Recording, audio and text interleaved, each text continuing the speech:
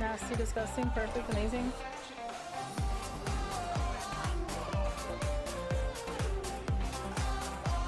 Get him. Get him. Get him.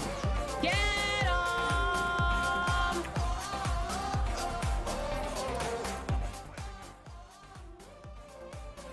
Tell me I get a fucking peta here, bro. Tell me I get the fucking peta.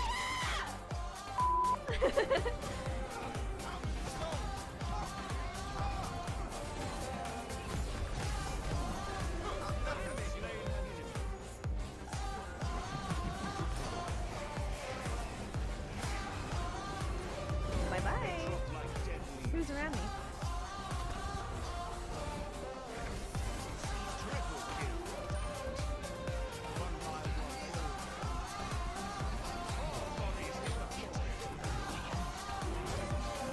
Penta! Penta, dude!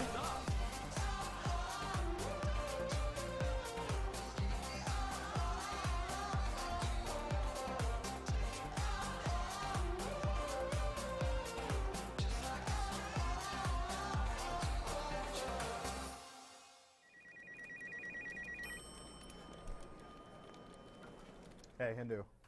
What? So I've been working on this month in Smite. I don't want to run the clip. It's bad. You guys are just making fun of me.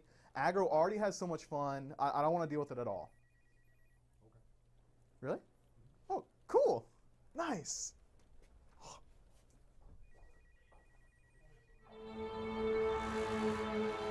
That, But off the actual off the drop kick, two, no, I don't think so. I don't know. It looks like it goes up a little bit, though. You know what I mean? That's why I'm like, Well, you're the gambler. You're a betting man. How about I take yes and you take no, and we'll see who's right. Off the drop kick, sure, deal, Yeah. deal. I think I'm winning that one. What does the loser have to do? cast with Mifflin next. That is a rough one. That's not very nice to anyone involved. Yeah, sure, I'll take that bet. Deal. When's he back at next week, isn't he? Yeah, next week okay. he'll be here. For playoffs? No, he gets a playoffs game. We're going to cast a playoffs game with him? That's right. That's a terrible decision. Gods and goddesses, get ready for the god who... No! No. We don't have time for intros today, children. Dare I say, this is the biggest opportunity this show has ever had. Much like my children, we're on the cusp of legitimacy. Smite is making a straight battle pass with Netflix. And we've got interviews with the main character, Demo. Hey, we have Medusa in game. She's a Gorgon. Wait, who made the call to bleep me?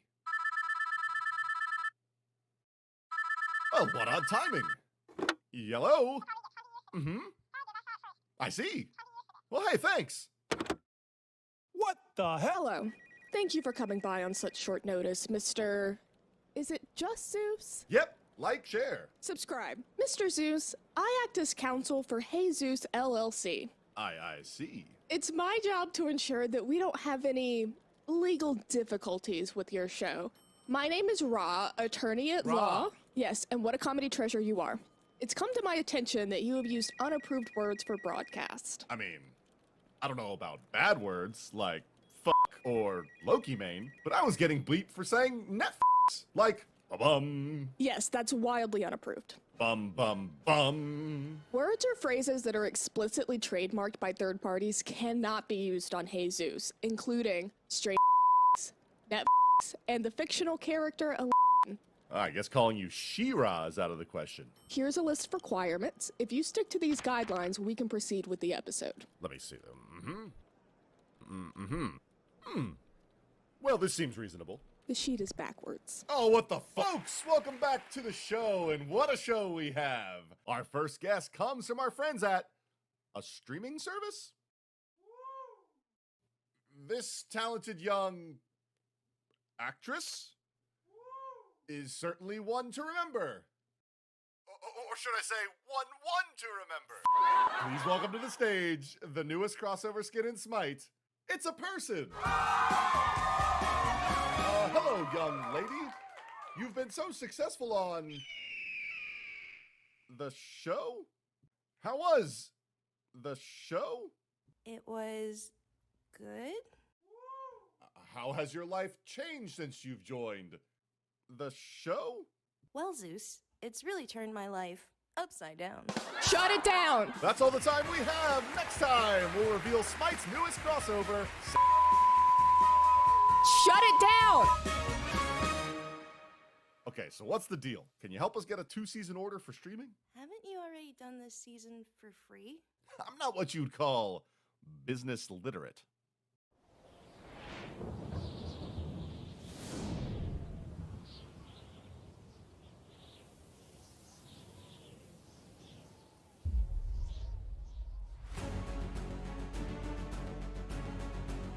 Red's got to be careful here. I don't know if he wins this trade up against Fine. Fire giant buff, though, that could really come into play a little bit. You can kind of see how it's working out. Thorns used by Fine, and the Moonlight, and the extra shield from the Prince. Oh! But a trade up!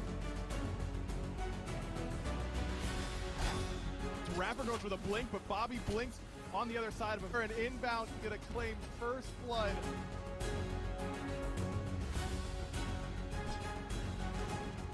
Hold on. And look at Julio. He doesn't want to finish off the other kill. He wants more of the back. Oh, he's gonna do it to him.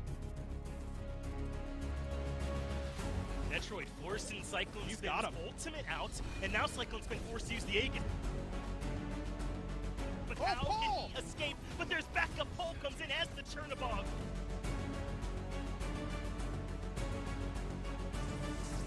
Goes in with the help of Panda Cat. Panda should get that kill on Cyclone, but Cyclone hits it. Only Warriors in on the Titan. Both still alive, but the Titan doing massive damage. Yuma burning away. The body boxer, and it's a double kill from Layers. Layers has got all 3. The game goes on.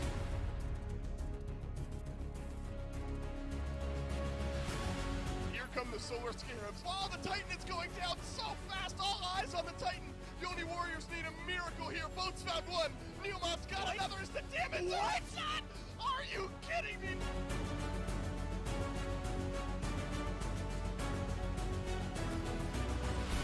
Gets the beats out from Boat, and Paul buries Boat with it through space and time.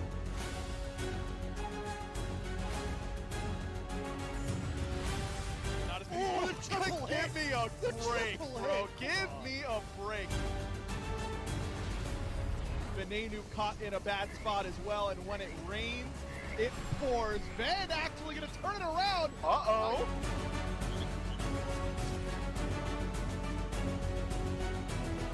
And they'll catch Mike who has the Magi, so there is no pull. It's Tings picked up at the wall from Genetics and shuts the whole thing down.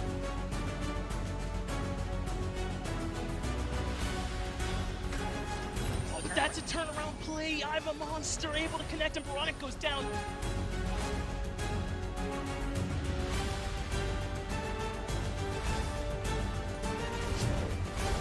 Oh, beautiful from Liam. Mike leading the troops into the base now, looking to move on to the semi-finals here. Then a weaver from Sam hits onto Paul, eventually getting low on the backside. Oh, Cyclone! And boom goes the Dynamite, forcing back the Dragons from ending the game.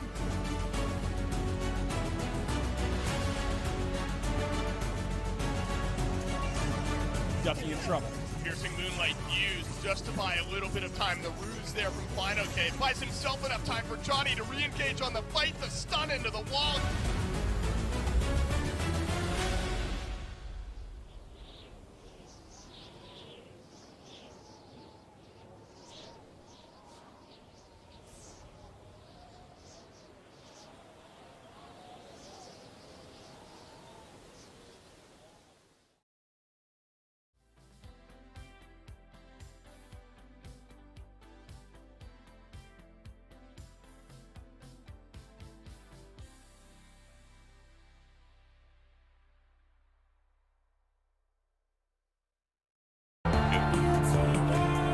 Oh, hello, Smite fans. Didn't see you there. I am Titan Dandy, and I am joined by Titan Ajax, Titan Pompon, and we're here for the 8.8 Ceaseless Whirlpool update show. That's right, it's Charybdis time. How are y'all two doing today? Are we good? I'm muted. Hold on. It's my fault. Okay, I think I got it good. Awesome. Hello, Dandy. Thank you for welcoming me onto the show. I'm excited to be here today. Awesome. Well, we have a very exciting show ahead of us today with so much to cover. So we're going to kind of dive right in. We have obviously the update show. We have 8.7's bonus update part 2, since this has been a 6-week update. We have some skins to go over, a brand new Odyssey event we're releasing, and obviously we have Charybdis, which we're excited to show off. But either way, let's dive right in. We have the 8R7, the update 8.7 week 5 bonus 2. It's just skins this time. There's no balance with this one, right? So this is just, since this is the second update in this really long update we've had. We've already had a bonus balance.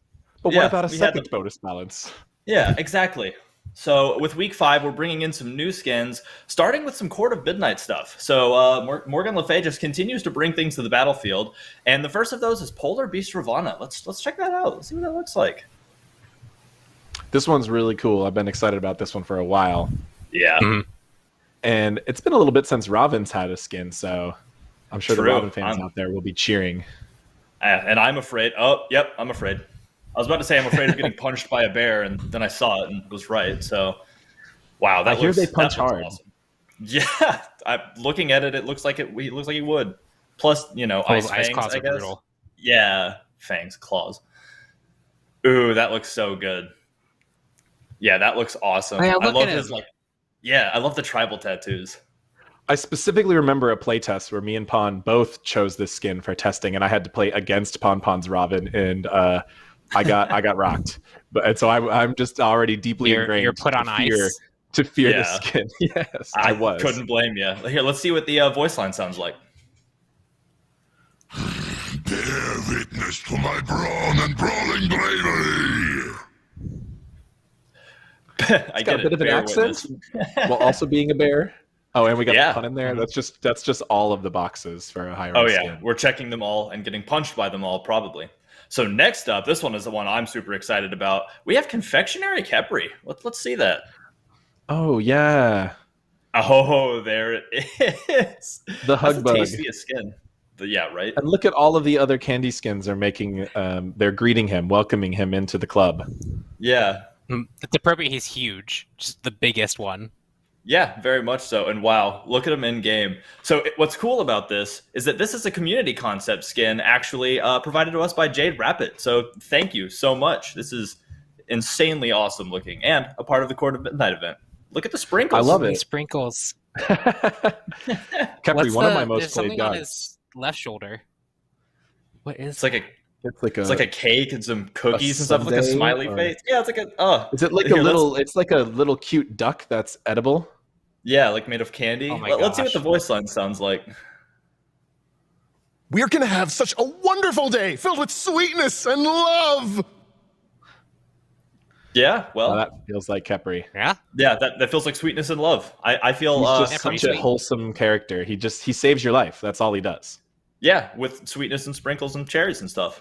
But yeah, so these are all part of the Court of Midnight. Those are the 2 skins coming in the Court of Midnight. And there's a whole lot more, too. If y'all guys haven't gotten into the Court of Midnight yet, y'all should definitely check it out. There are all kinds of cool things that you can get, all kinds of amazing skins. And so if you haven't gotten into it yet, definitely do. That Poseidon skin is kind of the peak of the skins you can get, but every skin has been amazing. Like, I love Morgan Le Fay's first skin, personally. So...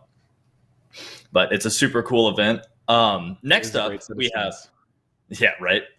Next up, we have the Space Crusader chest. This is another new chest coming with the the week 5 bonus update. And this is coming with the Solar Navigator Sobek skin. Let's look into that. I'm really excited for the skin. That name, though, is a little painful. Right?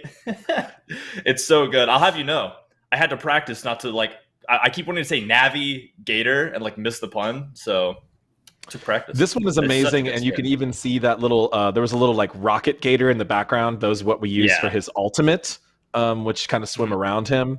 And this is a very new, interesting theme. Kind of imagining a whole new sci-fi, stylized universe. Not quite cartoony, but you could possibly consider him a rival or ally of that Vulcan skin we did a few months back. But just love the absolute detail on his armor and that face, that alligator, the way it's sculpted. The art team really went amazing, above and beyond on this one.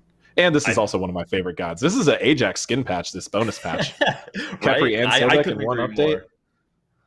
Super great. Let's see what he sounds like. Let's hear the voice line. Soon this entire planet will bow to me. Okay, Yeah, so he's a bad guy. Yeah, that's fine. That's okay fine.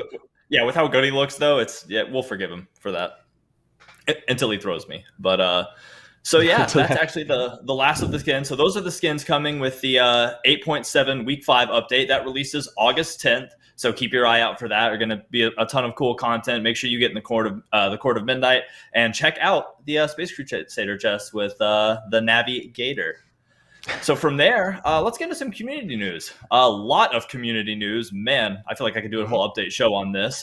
First up, we have a 2x Worshippers Weekend coming up this weekend, actually. And it's going to run all the way through Monday. So if y'all have a great weekend and you're like, oh, Monday again, don't worry about it. Just hop on some Smite that night and still earn 2x the Worshippers Monday after the day's over. So that'll be really cool. After that, we also have the Twitch Prime, the Prime Gaming skin you can still claim is Gummy Worm Medusa. You might have seen her in the Confectionery Capri card art. Looking good, rocking and rolling. Make sure you grab that.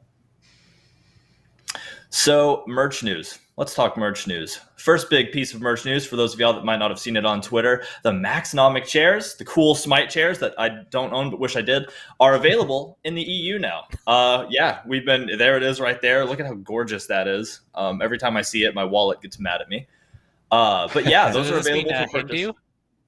Does Hindu now have to advertise these instead of Oh yeah, for the EU version of the exactly. I'm looking forward to that piece of content later. Pon, thank you for providing them that free idea. Yeah. So definitely, I hope that you steal it. Wink, wink. But yeah, so make sure you check that out. It's available to you now. I know it's been available to me forever. I still don't have one, and I'm crying about it because yeah, I need to get that. Next up, this is really exciting. We have the For Fans by Fans contest coming back. That's right. With the launch of the Odyssey, we're actually opening back up the fan art contest. It actually comes up today, and we're taking submissions through September 6th. So, you have a good bit of time, but I wouldn't sit on it for too long, obviously. You want to really get it in there and get your ideas flowing. And this is where you can submit for merch ideas, right? Yeah, that's exactly right. And that'll go through For Fans by Fans. And when you submit, the community and Titan Forge team are actually going to vote on our favorites again through September 6th.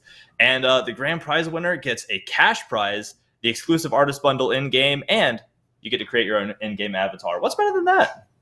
That sounds pretty good. Deal. It's a super sweet deal. Plus, I love seeing all the art, so make sure to keep throwing that at us. I'm so excited to see it. Submissions have been amazing the last times we've done this.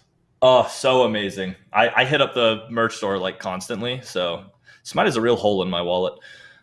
So the next thing we're going to talk about is just a call out to Stranger Things. Shout out, that's the Battle Pass is still going strong. There's still a lot of fun left with that. So hop into the game, get in the Upside Down Arena, grind through some of those Battle Pass levels to unlock all the awesome skins. I know I've been like maining Apollo now because of the Hopper PI skin.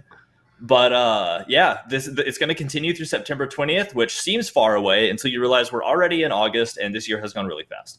So make sure y'all are still checking out that content and really throwing it down in the Upside Down Arena, or up. I guess I'm not sure how the rules work. Good one. Awesome. So a lot of good things, and what's next is continuing. It just gets more exciting through the show. We have the calendar event coming, the Bacchanalia calendar event, and that's a big word. That name sounds familiar. It does sound a little familiar. It sounds like I'm probably just making this up, but it's Roman themed this time. Bacchanalia is a huge celebration based off of some god that I'm sure we've heard of. And the way it works is you play one game each day and earn awesome awards. Like what could be better than that? You just play the game and you get cool stuff. Sounds like a good trade to me. And that comes with a ton of community cosmetics. And those are actually community submitted fan art. People submit stuff to us. They did awesome. And that gave us a total of 6 things, 6 community pieces of fan art. We have 2 avatars, one from Bunrear on Instagram. That's the Susanoo one, which Susanoo looks properly grumpy. We have the awesome Frostfire one from Sly Blue from Pixiv, looking super great. I love the the frost and the fire. I guess that kind of sells itself, huh? 2 jump stamps, one from Observant Bunny on Instagram, which is the Arachne one. And I mean, look at Arachne, just bursting with love and jump stampy goodness. Yeah, I love the web heart too. And we also have, I'm going to say this one wrong, but Ceaseless from Twitter submitted the jelly one, and that's from the Discordia skin, right? Oh, yeah. Jelly buddy. Right. Yeah. Looks inspired from that, yeah. It's super adorable. The face makes me so, I'm going to get killed because I'm going to stop and be like, oh, look at it. And then finally, we have 2 global emotes. One from Ichigimi on Instagram, the spellbound one with the good luck, have fun. And that's just too adorable. I can't not be in love with that. And from Deacon Zarathos on Instagram, we have the Pixel Collie, which looks violent and full of pixely goodness. So again, you can earn those. Yeah, right? But there's one more big reward, right? You know, I think there is. I think I remembered. It's called Bacchanalia because Classic Bacchus is back. That's what it is. Look at him. Back. He's back. He's back. The chonker has returned. So if you participate throughout the entire calendar event, you can get Classic Bacchus for free. And that's, I mean, what could be better than that? Look at him. He's horribly intimidating, actually. So after the event, if you didn't happen to claim him, you can still pick him up for classic skin pricing. He will go on sale, but you know, you can also just participate through the entire event and have this all to yourself. And again, who wouldn't want that? Look at him. So yeah, and that about covers it. We for did community it. news. We brought back Classic Bacchus. We did. You'll have to let us know how excited you are about it. Yeah, have we peaked? I hate to say we've peaked, but it's pretty high up there. So with all of that community news out of the way, it's time to get into some nitty-gritty stuff. Let's talk balance. We're into balance now. So it looks like the first couple things are actually are these support item buffs? Or buffs. Let's get into that. Ajax, how about it? So this balance is a pretty big one because of the extra weeks in this update and because we're not doing that extra round of bonus balance. So there's a lot of nerfs and buffs in this update, and it's a pretty big one because we had a huge update with mid-season. So a lot of changes, a lot of data to be following, a lot of player feedback. The first one we're going into is support items. Now this is reading as War Flag buff, but the actual buff is being applied to War Flag, Sentinel's Gift, and Benevolence. All of those are being reduced in their upgrade price to make sure that those support players can get that upgrade as soon as they can when they level up at level 17. So it was it made sense, right, Pon? Like it was already a little earlier to upgrade a support item, so we also wanted to make it a little bit cheaper to upgrade a support item because the support player is doing their duty, giving up their gold to their teammates. Yes. And also, we've been really carefully watching how the mid-seasons really changed the pacing of the map. And so that's also something we want to keep an eye on to make sure that support players, when they're getting to the point where they can upgrade it, they have the right amount of gold to be able to upgrade it with their teammates. That's why it was lowered to level 17, and that's why making this change so they're separate from all the other starter items. As somebody that loves playing the support role, I am super excited about that because I can upgrade quicker. So the next thing, looks like Charon's coin is getting a nerf to its magical power and its evolved form. Let's talk about that. Yeah, so this is like the go-to mage staple right now. Provides power, pen, a lot of really good utility stats. There's also a bug fix on the base Charon's coin to affect its HP 5 as well. So it's getting a little bit too much HP 5, so that's kind of paired with the base version here. But yeah, it was just too effective for what it was providing, too cost efficient, and so we're just taking some of the power off to make sure that the other penetration, the other 10% or 20% options can better compete with that, and it doesn't make it the go-to only option that mages can go for. Cool. Rock and roll. Next up, looks like a Frostbound Hammer nerf. That hurts my feelings a little bit. Ajax, why are we doing that? I mean, Frostbound Hammer is a controversial item, we'll say. And there are a few gods that use it really well right now. Overall, this item, we're pretty happy with the additional attack speed slow that we've added to it. That really brought the item back in a big way and gave it a new way to be effective. And since it's gotten that, we are now going back and kind of tuning down the movement speed slow. Also, I love this balance note because it kind of reminds players that we actually do have a different movement speed slow for melee versus ranged. So if you're considering trying to use or potentially abuse this item with a ranged character, We've slightly de-incentivized you from that by giving you less stats. But overall, this item really strongly performing. Not something you see so much in the pro meta, but one that can be really, really a plague of the casual and ranked player bases. So a nice little nerf here to make sure that this item's not overbearing. Sounds good. Next on the list, we have Jade Emperor's Crown getting a buff. Looks like the physical power reduction. How about that one, Pawn? Yeah, so this will actually be kind of a string of other support buffs as well. We're looking at some tank items that were underperforming. You'll see them throughout the patch, but Jade Emperor's Crown was one of them. It brings a unique power reduction aura for enemies, which is really effective, especially when you're fighting like high attack speed, low power builds. But it just wasn't quite efficient enough to really fit into that slot. So we're just bumping up that aura reduction, making it better at its job. Awesome. Well, that's really cool. So how about the Blackthorn Hammer? That's getting a buff as well, I hear. Another tank item. This one, generally goes to solos more than supports. I would say that we've got a lot of buffs for both. But this item, we had a brief period where it was very meta. After years of trying to talk people into buying it, I'm surprised it took us so long. But people did finally get it, and then we kind of swiftly nerfed it. So we're bringing this back just a little bit more power, a little bit more health, kind of somewhere in between where it was when it was overly meta and before it was not very popular. This item I still think is extremely stat efficient, although people sometimes struggle to find the right slot in their builds to use it. So I think just with these new options, it really starts to be more appealing compared to some of its other competitors. Yeah, gotta find that niche spot that it fits in and then really fly with it. That's awesome.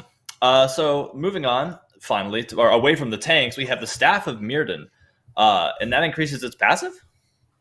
Yes, so the Staff of Mirrodin rework came out in 8.7. To many Hebo Bumba's Hammer memes, we nerfed it in PTS. And it was over nerfed, mainly in the fact that we made it the window where you can utilize this uncapped cooldown reduction, a very interesting stat. We made it so that you only had 4 seconds to play with it rather than the previous 7. And so we think that this item definitely deserves to have a bit more play with it, definitely has more room for experimentation if we extend that duration. So we're bringing it to 6, not quite back to where it was on PTS. We still have a few other reverse that we could do to bring it back to PTS strength, but this is one of the more major nerfs that we had applied to it. So 6 more seconds to play with it. That means you're going to have uncapped cooldown reduction for longer, and it's also going to decay slower down to that 40%. So just more room to play with. More abilities to be thrown. Awesome. So next up, we have a buff for dominance, actually. That's some basic attack penetration increase. How's that working, Ajax?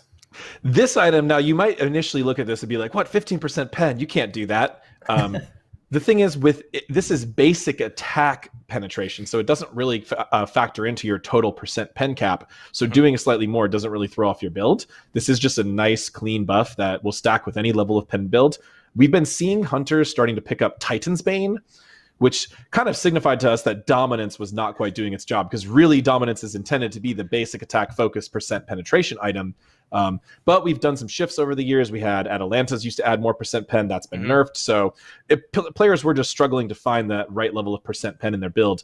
We wanted dominance to be one of those options. So we are going ahead and increasing that in this way. I think this item is looking very strong right now. I hope we start seeing it show up in builds. But, it's got a slightly interesting group of stats that for some reason has been a little bit hard to get hunters to fully buy in on it. We're hoping that this will make a difference.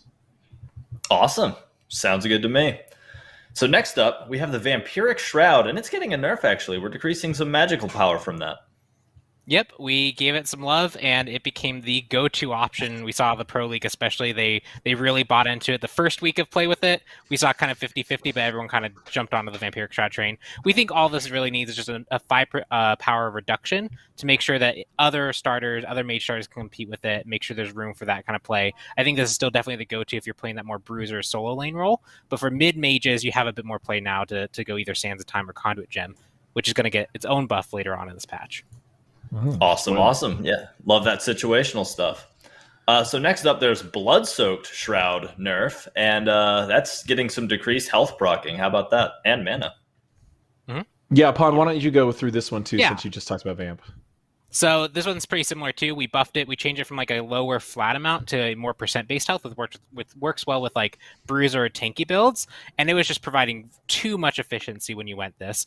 You could hit a wave with 2 abilities and get a quarter of your health back, a quarter of your mana back. It's pretty impactful. So we're just taking some of the edge off that. Still going to be really valuable, way more than the previous version of Bloodsoaked Shroud, but not so dominating. Awesome. Shout out to the Shrouds. Next up, we have the Conduit gem, and it's getting a buff with a little more magic power. How's that working, Ajax? We're just in there always tweaking little amounts with these starter items, right? I know these look like small numbers, but they can make a big difference. And we also tend to see the starter items really swing, where it's like, you know, we have one that's really popular and we nerf it a little bit, and it doesn't just go down a little bit. It's like everyone jumps ship and starts buying this other one. So really, this is part of the Vamp Shroud, Conduit Gem, and Sands of Time dance we're doing here, where we're trying to get these in a nice spot where people feel like these are all valuable options, and depending on your god or your play style, one might rise to the top. So along with that, we've already seen a lot of Sands of Time, so that one's kind of remaining, but then we're bringing down Vamp and up Conduit, trying to find that nice level point. I know we're never going to be perfectly 33-33 with these like starter splits, but we like that there's always options, that things are always shifting, and they have big impacts on the meta too. So these are really exciting changes, and we really appreciate our player feedback and data and helping us make these decisions. Yeah, always good to see the players come out and be like, hey, maybe this one. So speaking of maybe this, Mannequin Scepter. This is getting a it seems like there's a lot going on here. Pawn, explain. Yeah, so this is really just for feels changes. The basics of this, how this will work is, at the start, when you're jungling with Mannequin Scepter, you're trying to apply the burn so that they die with the burn on them. But sometimes, like, you can feel like they're burned, but they die and then you don't get any health heal. Well, it's because the burn kind of fades off right at the very tail end. And so this is just adding a little bit extra forgiveness. This isn't extra damage. This isn't an extra tick. It's just there's a smaller window of forgiveness, which will make it feel more intuitive when you're using it in the jungle, and especially when you're clearing at the start where you have like lower attack speed. So you have to be very deliberate with your applications of Mannequin Scepter. Just a nice quality of life bump for actual early clear, like levels 1 through 3. Awesome. Gotta love the quality of life bump. Next up is Boomba's Dagger, and it's getting a buff as well. How's that looking, Ajax? So this one we've been seeing less of, and really the main advantage to buying this item was to be able to buy boots with it. Now you can't do that, so it doesn't really have that main goal. Really what we want Boombas to be is the most efficient jungle clear item. We want this one to be the one where you like, I need the most boost to my jungle clear and not that many other, stats at the beginning of the game. Boomba's Dagger is the one. So we're increasing the damage you deal to jungle camps in both the basic attacks and the abilities. Now, some people might still be worried about, can I buy Boomba's Dagger if I'm not so stoked about the upgrade? Well, don't you worry. The next balance points that Pon's going to walk us through. Pon, why don't you talk about both of those upgrades for us? We're buffing the Boomba's upgrades as well, and there's some very interesting stuff coming up here. Yeah, Spoiler alert, we're bumping those. So kind of hopping into the next point is, we've gotten feedback, especially from top-level junglers, where they feel like some of their upgrades, they often actually just sell the starter for another option instead. Erendite, especially with its high power, passive, and some cooldown reduction, is very attractive compared to potentially going for a Boomba's Hammer when you're not really looking for tanky stats. And so we're looking to shift them around to make sure that they feel good to upgrade into, and to also kind of carve out a thing that we didn't really do with these starters, which was, if you're an assassin and you're a burst assassin, you want power, you want penetration. A lot of those options don't really exist. Mannequin's Hidden Blade does that a little bit, but the Boomba's tree didn't really offer that at all. So first things first, Boomba's Hammer, just getting a partial revert, getting some cooldown back. It's not getting the penetration back. This should be more focused on cooldown, weaving basic attacks, more your bruiser item. But Boomba's Spear is getting a huge shift. No longer provides any health, but to make up for that, it's getting 10% penetration, it's getting 10 more physical power, it's getting 15 more physical power or magical power, and the buff from the jungle, when you clear a target, you get a 10% power buff. You can now actually bring that into extended engagements. You can kill the speed buff and then go siege the Phoenix, and for a pretty good window of time, you actually get to play with that power buff. So much more offensive oriented, something that if you are looking to burst down your opponent, you're really trying to pick off that carry, you can go towards, making this, make sure that it's more attractive overall. Yeah, with all of those words, all the time I saw increased in there, it definitely seems more attractive. So I'm taking notes. I'm making new builds now. Next up, we have Protector of the Jungle. That's also getting a buff, actually. How's that one looking?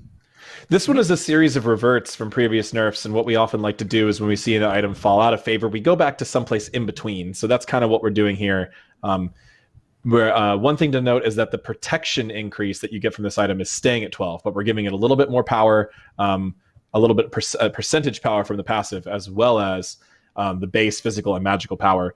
Really, we want to see it compete with the other items, right? And even though Eye of the Jungle is popular right now, still people were selling it for other items. So want these to be able to compete with other tier 3 items, want them to compete with other starters. Bumba Spear might be the new go-to power item, but we know that pros are really onto the Eye right now, and they weren't that stoked about the upgrades, so we are buffing both of those as well. Awesome, yeah. And let's move forward with a Seer of the Jungle buff, too.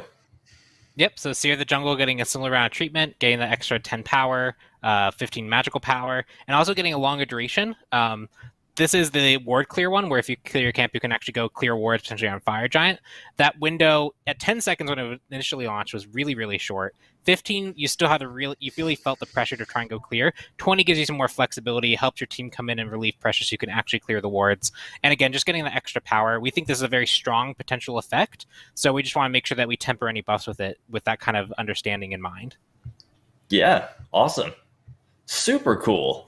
So next up, we have the Gilded Arrow. Getting a buff as well. It looks like a cost decrease and some basic attack power. Yeah, so recently we adjusted the whole arrow tree quite a lot, mostly through the way it earned extra gold, which is really powerful. It took people a little while to figure out, but once they did, they were like, okay, this is OP.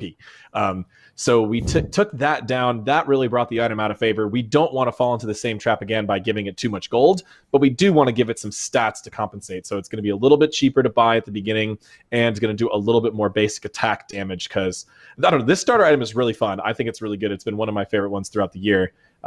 And it made me sad to see it fall so out of favor. So hopefully this brings it back. I still think it has more of a specific role in a specific playstyle or specific gods. But yeah, because this one's risky when we see it everywhere. I think we would all agree with that. So just a nice little buff here to bring back those arrow mains. Awesome. So brief pause. I think, Pawn, can we get a shirt reveal? I think we need a shirt reveal. People are wanting. Oh. Yeah, this is... It's an astronaut holding up the globe. Just one of the shirts I have. It's like an Into the AM shirt, I think. Yeah. It's just really comfy. Into the AM. My shirt's Into the AM as well.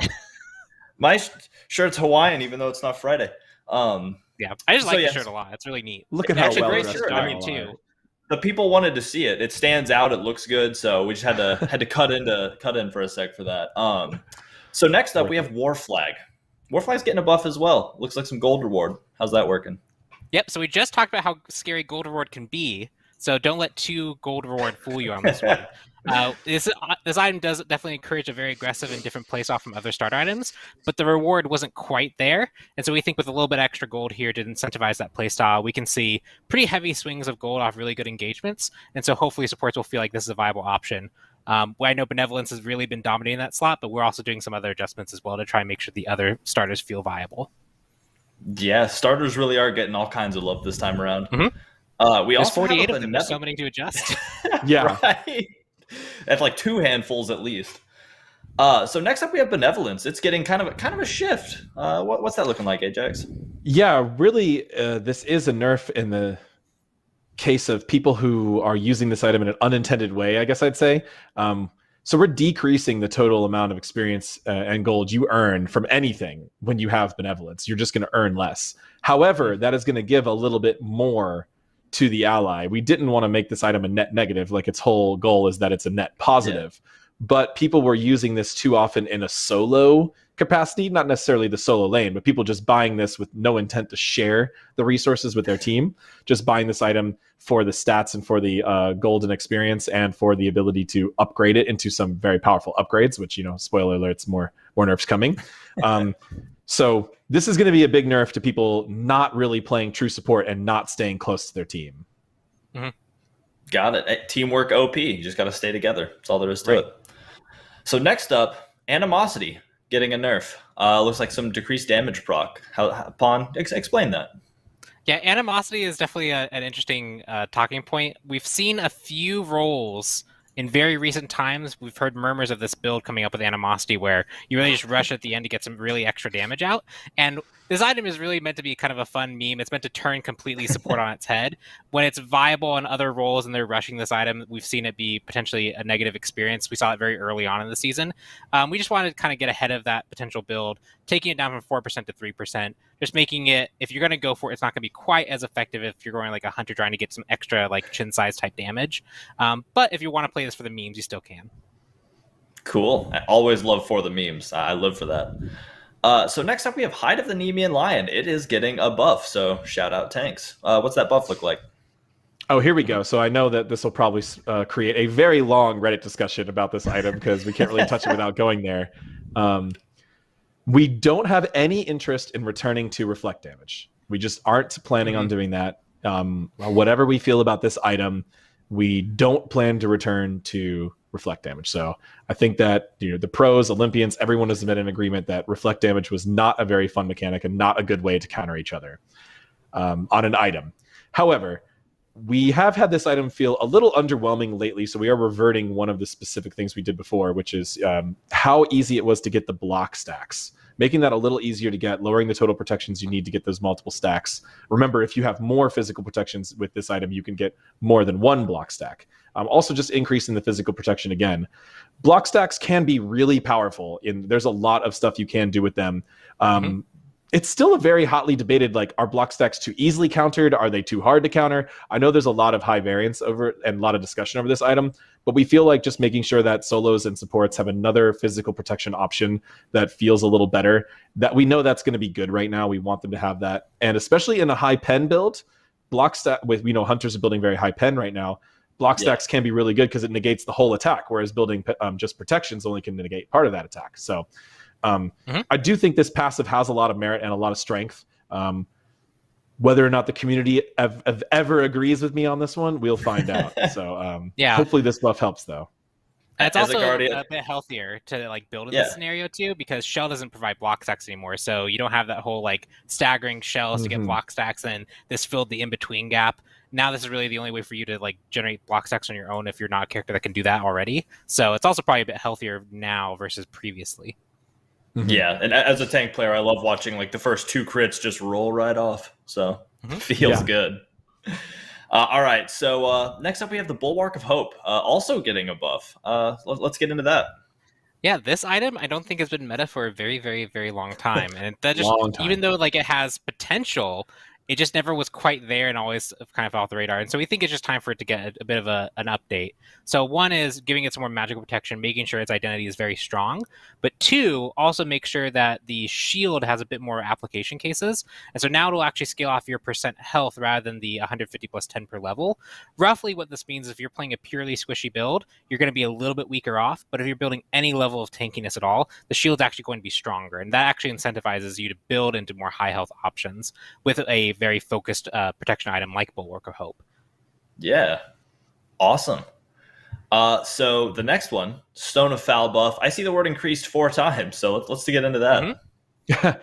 Yeah, this was one we recently reworked and hasn't really caught on, but we want to give more support options out there.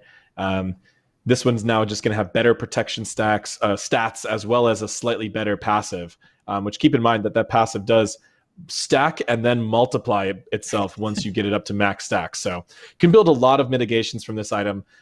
This item seems really strong, but people didn't really pick it up at all. So we're trying a lot of buffs here to see where is it really going to show up? Who can make use of this? How is it going to work out? Personally, I'm a support main. I think, working in basic attacks into your ability rotation is a really important part of support. And this is an ability that rewards that playstyle. So I'm looking forward to seeing some of the different supports trying different things. Maybe Sylvanas will enjoy this item a lot. Ooh, I've been loving Sylvanas recently, so Athena Reach as well. Can right. There are there are some really cool applications with this as well. So excited to see this item. I feel like when we launched it, there was a lot of discussion, but we didn't really actually see much usage. So excited to actually see some usage this time around. Yeah, a lot of good room for play. So that does it for the normal items. We have a few relics that have been touched on. The first one is Bracer of Radiance, actually, and it's getting a buff not only to how it affects the game, but also to how it looks in game, I hear. Yep. Oh. So Bracer Radiance, both it and its upgrade are going to get some buffs, but it also got some new artwork. The previous purple kind of voidy feel didn't really match the Radiance feel, so now that's been updated. Looks all nice and pretty and glowy. So radiant. Yep. Right. And then you also have the increase to the movement speed aura on the base. So the idea here is we've seen Bracer of Radiance actually pick up some play. People have been trying it out, and those that do have actually succeeded pretty well with it, but it's not quite as popular compared to other choices. So we want to make sure that the impact that you feel when you actually utilize this relic in game is there. So the base version is getting the movement speed portion of it upgraded, where the upgrade is going to get both portions, both the movement speed aura and the power aura are going to be stronger. So if you drop this in the middle of a team fight, you drop it around Fire Giant, your team's base of operations is going to be much stronger, essentially. Yeah, it's been a fun item to use for exactly what you said, dropping in Fire Giant, or actually I use it for escaping a lot, drop it and run, but still super cool to see. And next up is similarly Sundering Spear. Both base and the upgraded version are getting a nerf, it seems.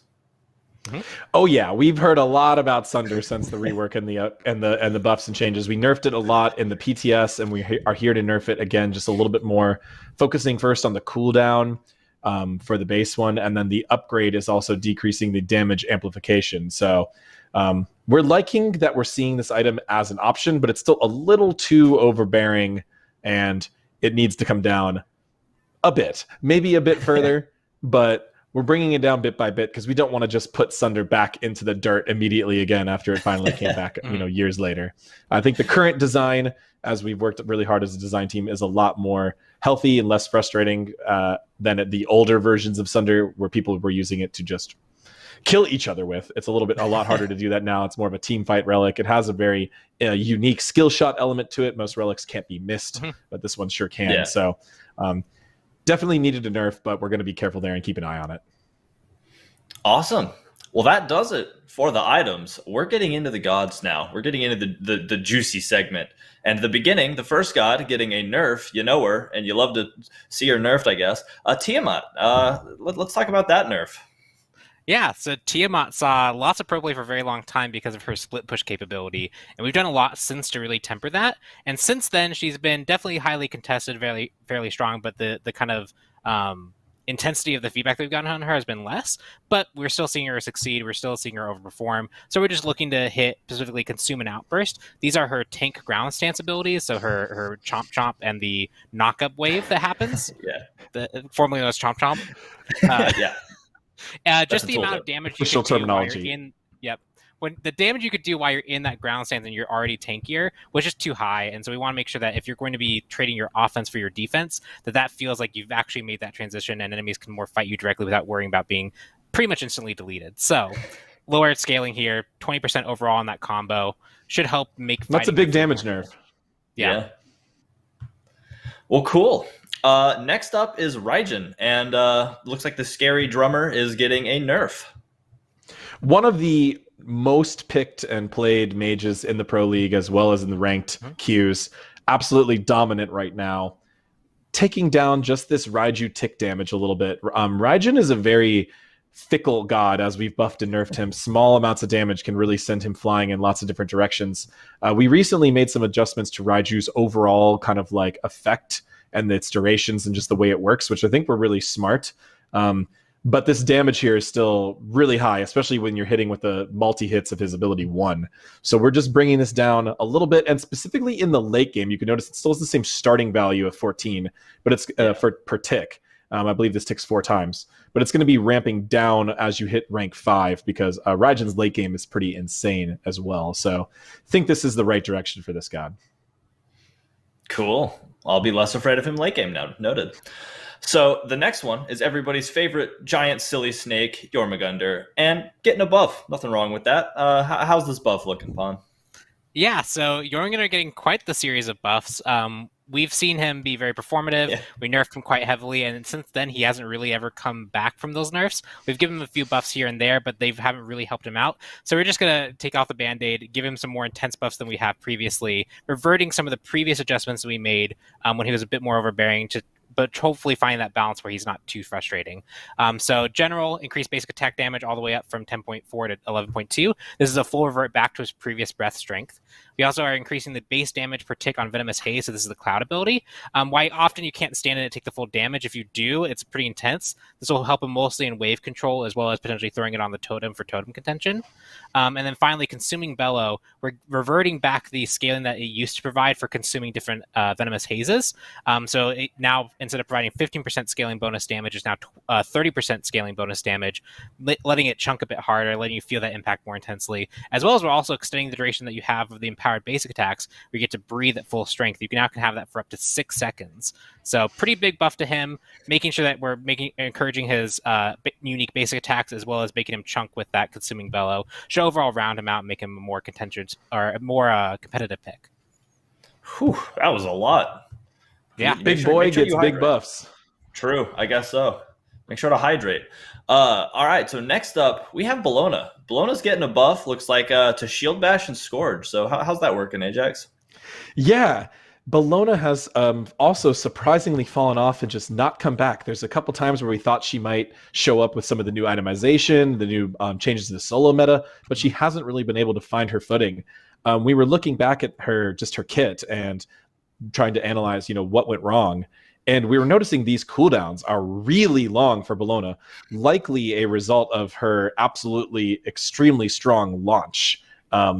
But we bringing those down on both Shield Bash and Scourge, more so on Scourge, to help her use her abilities and use those cool weapon transformations more often, as well as just a little bit physical power scaling on Shield Bash. And I know the 10% scaling on a warrior sometimes feels like a meme, but it really does make a difference. When we make that buff, we are generally being very intentional. That 10% scaling on an ability on a warrior, it makes a difference. It really helps them in solo lane. It really helps their itemization. And I'm looking forward to seeing Bologna back on the battlefield. Mm-hmm. Me too. I love Bologna. I love so many of her skins. So it'll be nice to see more Bologna. Next up is Amaterasu, and Ajax. I don't know if you care about. How did we order it so I don't get to talk about Amaterasu? You get to go about Amaterasu. You get to go. Yeah, it's because I threw you multiple items in the beginning. No, I mean Pon was obviously very well equipped to talk about this change, and honestly, it's a lot of similar messaging as Bologna. One of the things that we're really excited about this buff is increasing Amaterasu's base attack speed. Amaterasu has always been kind of like a hybrid basic attacker. She's not quite Osiris, but she's not quite full ability. And we're actually going to be pushing her a little bit more towards the basic attack synergy. It works really well with her passive. It helps her build her charge on her mirror. It gives her more itemization options. So we're giving her a little bit more attack speed. That's per level. So you're going to see that add up over the scope of the match. Also, just a slight decrease on Glorious Charge. That was, again, an ability that was thought of as pretty strong during her meta phases. But now that she's fallen off a little bit, we feel like this is a safe place. And 18 seconds is just very long, even for an ability like Glorious Charges has CC and movement, still very long. So really looking forward to seeing the girl back out there and hopefully getting some picks in the Pro League again.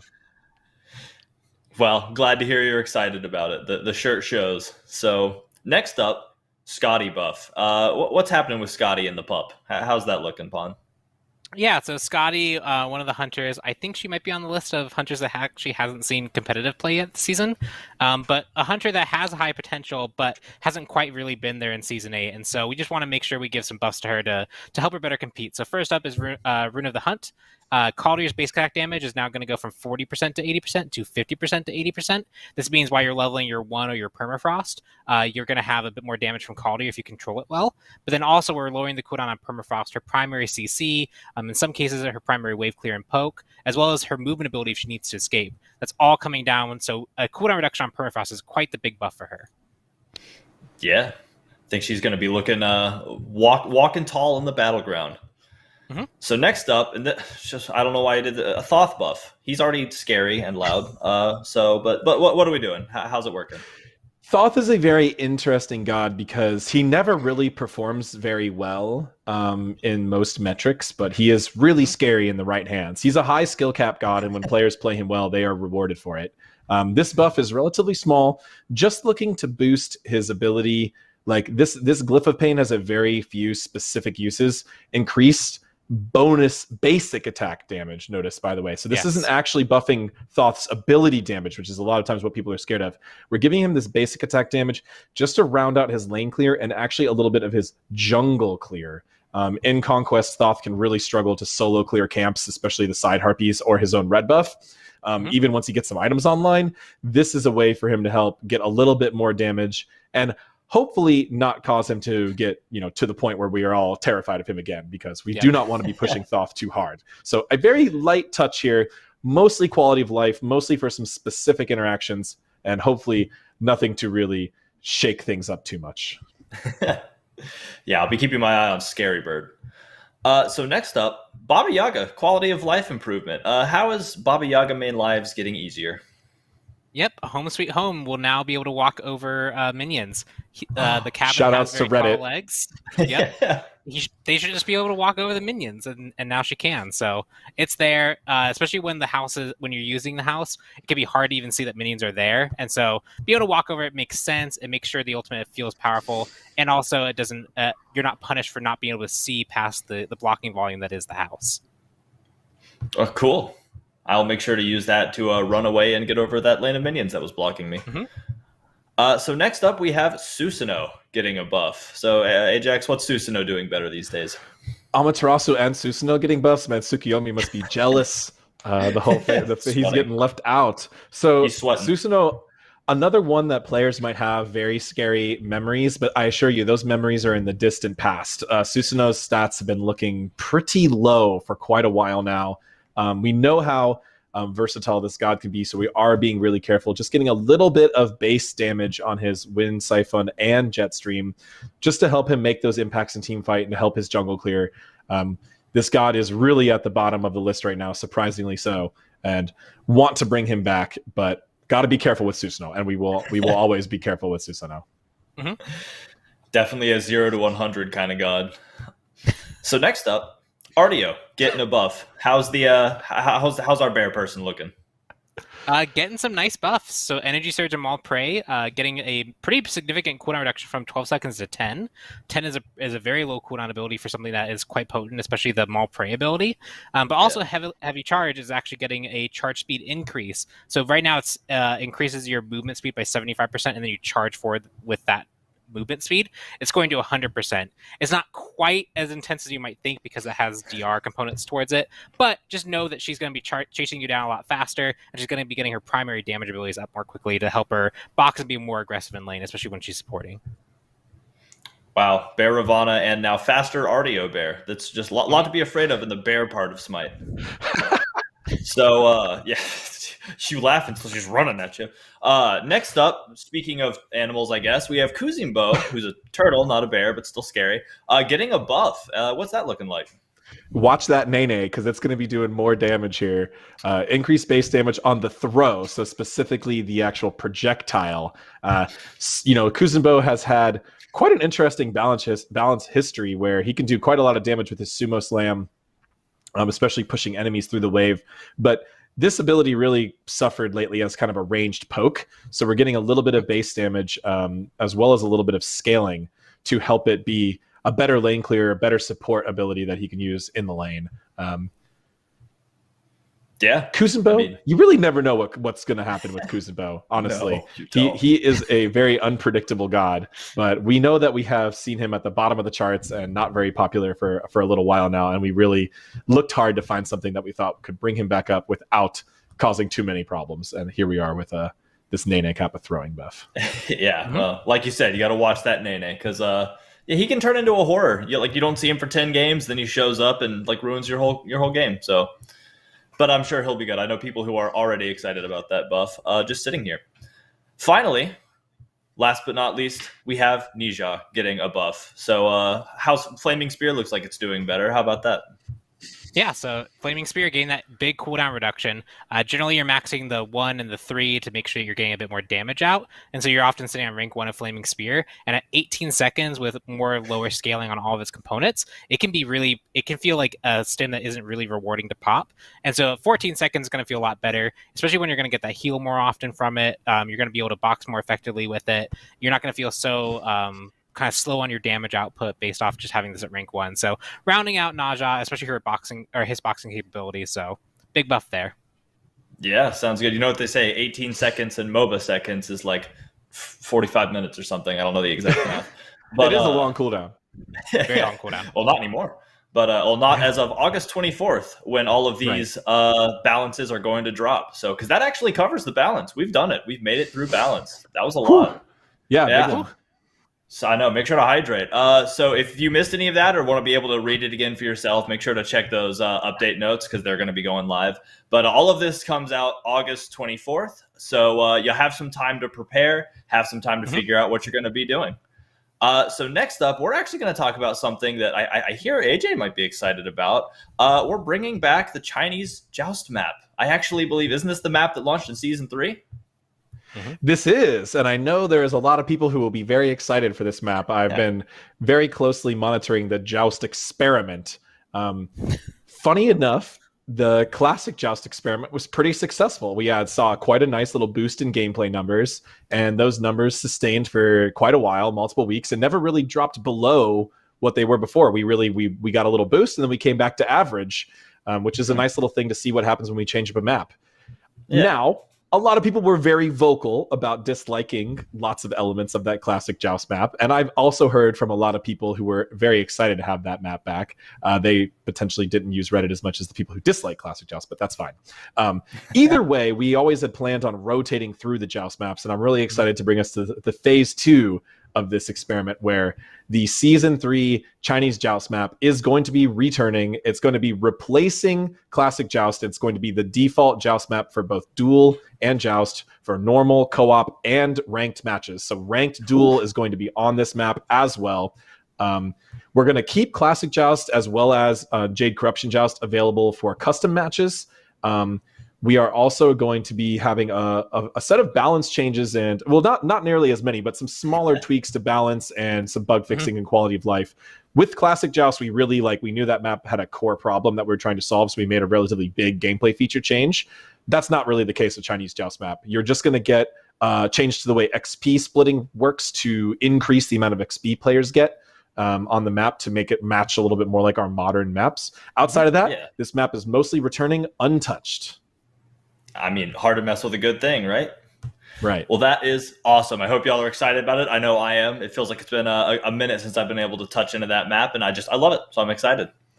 So next up, we have the skins. We have some skins from 8.8, the Ceaseless Whirlpool update. I'm super excited for, so stick around, and we'll get into that in just a sec.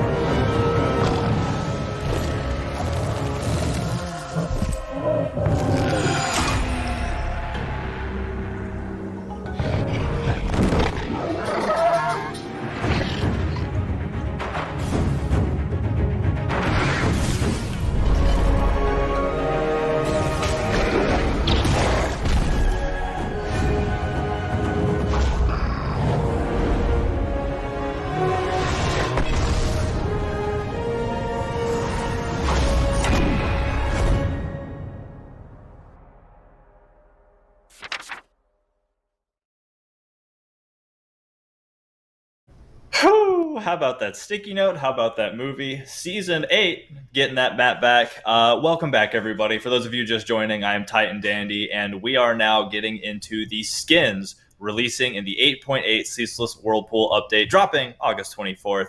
I'm actually going to be joined here by Bananimation and Brick Brack Paddywhack. Welcome, y'all, too. How are y'all doing? Good. Hey, Can you hear us? Doing great. How are you? Doing great. Awesome. So, correct me if I'm wrong, but y'all two are both awesome animators for Smite. Is that correct? Yes, sir. We try. Awesome. Well, I'm super stoked to have both of y'all here. And are y'all ready to talk about some cool skins? Yes, Hell let's yeah, go. Let's get to it. Nice. So Awesome. So the first skin we're getting into actually is with the brand new Sakura chest coming with the 8.8 update. And that's going to have Sakura Android Neath. And yeah, just look at her. Oh, So pretty. So beautiful. So beautiful. I love the chakras in the background. Like it's just so awesome.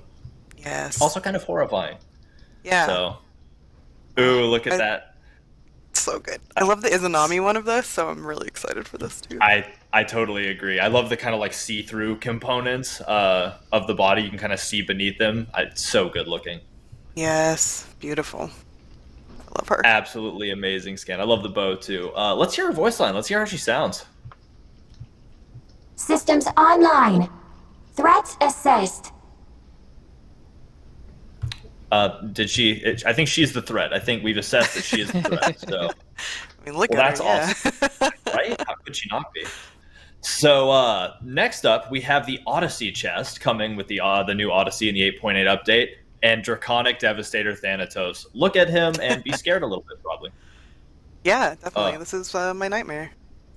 Yeah, right. A dragon. There's like bone wings. Looks kind of like a crypt. A scythe, but with teeth on it, like has needed to be scarier. Ooh, that is so that cool really in game too. I absolutely love it. Guess I'll learn to play more assassins. Right? I know that all these skins come out and force me to play new characters. I love the like segmented green between all the bones too. It looks so good. Yeah, super cool. Absolutely fantastic. And the like purple armor. I'm super in love with it. Awesome. Well, let's see what his voice line sounds like. Let's hear him. I stand for the order. Looks like he floats for the order too. Hey. And probably throws scythes for the order as well. Ooh. All right. Well, that is super awesome. I'm horrified of seeing him float above me in game. And now we're into the Odyssey event. And the first part of the Odyssey event is Mystic Magus Ra. And oh no, he's hot. Yeah. Like help. Yeah, right.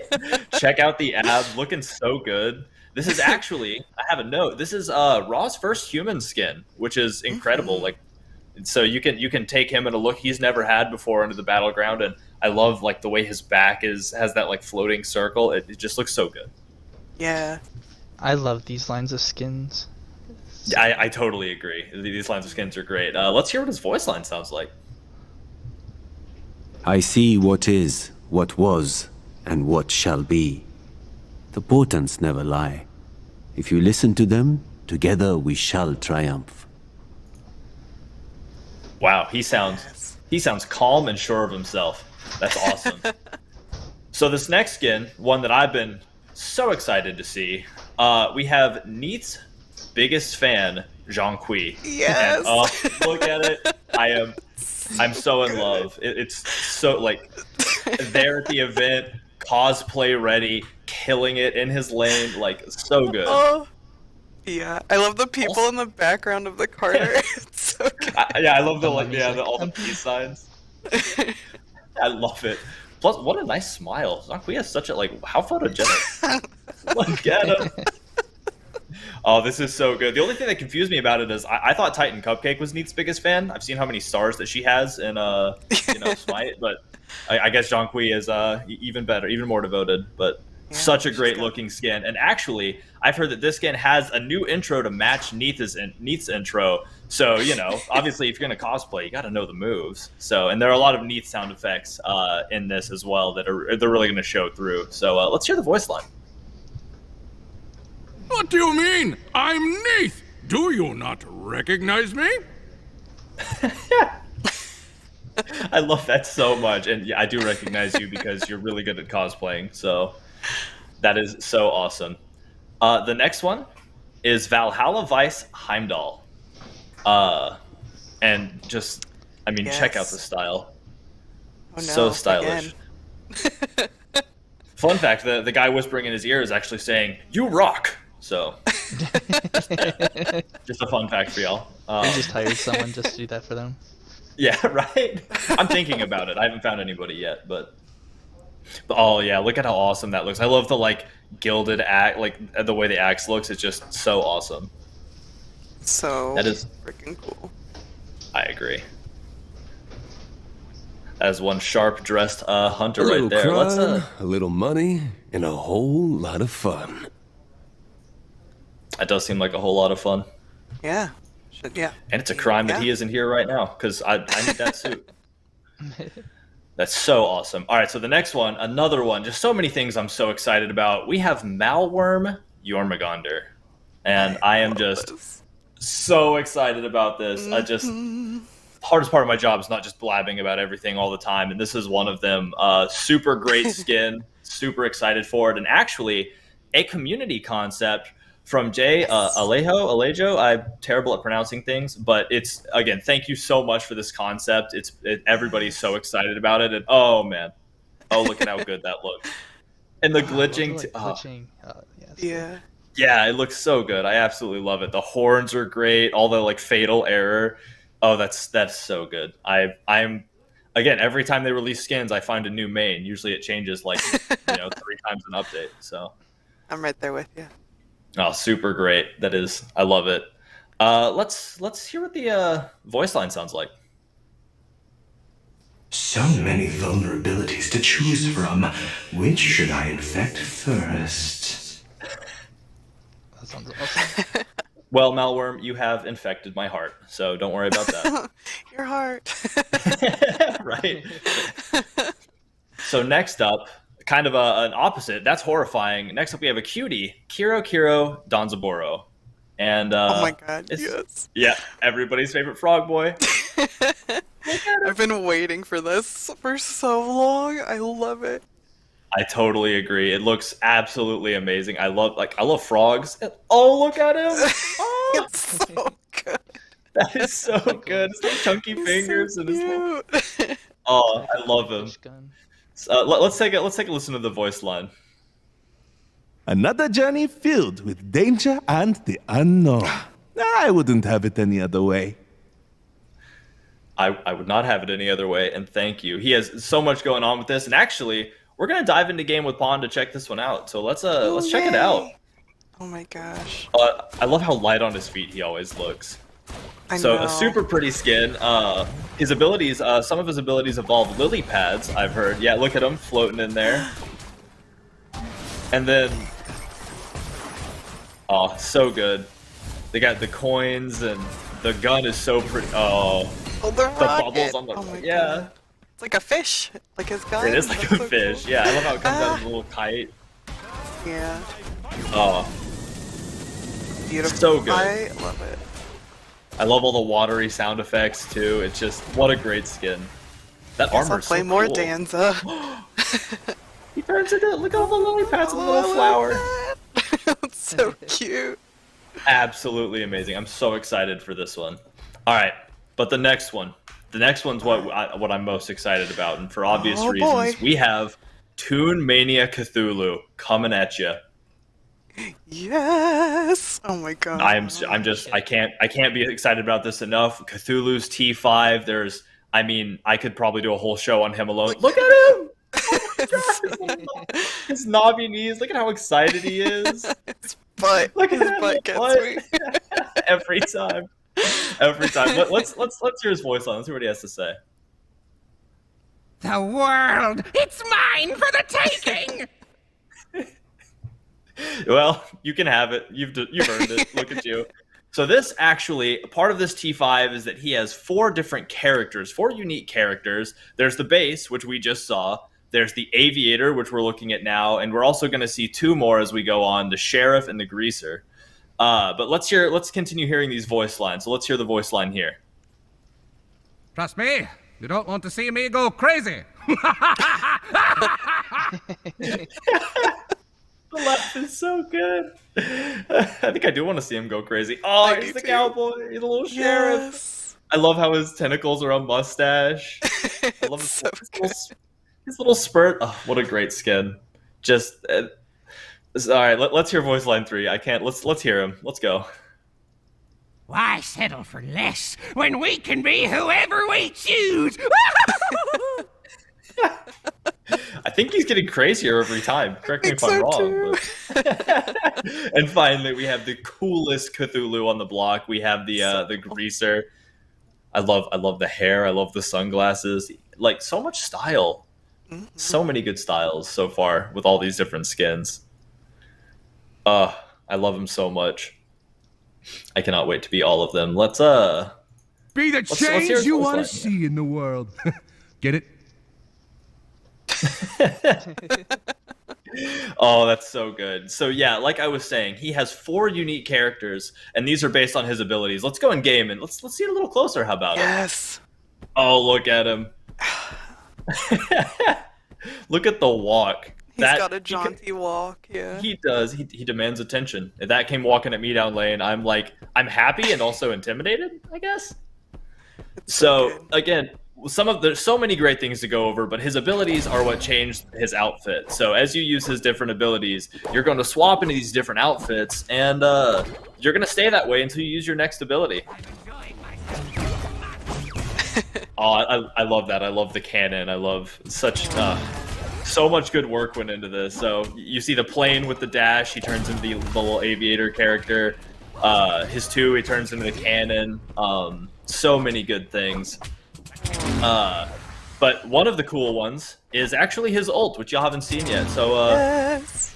let's see him get scary after he's finished with his biplane tour of the jungle. Uh-oh. There's another Cthulhu. Look at that. That is so horrifying. I love the noise. Yeah, I totally agree. The sound effects are so good. So that's Big Boy Bones.